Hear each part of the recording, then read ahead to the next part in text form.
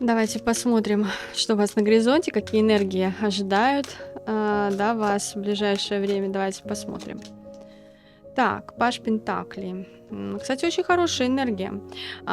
Здесь колесо фортуны резко поворачивается в вашу сторону. Здесь какая-то ситуация может разрулиться наилучшим образом для вас. Это может быть связано с любой сферой.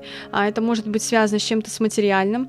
Либо это может быть со здоровьем связано, да, в благоприятную сторону пойдут перемены у вас. Либо это что-то в личной жизни, да, то есть предложение руки и сердца, да, то есть вот здесь вот Клео Пентакли говорит именно о ресурсности, о статусности, о том, что для нас дорого, да, то есть вот здесь идут благоприятные перемены. Энергии из потока прям вот очень хорошие здесь. Смотрите, то, чего вы долгое время ждали, да, оно у вас исполнится, да, придет время собирать урожай.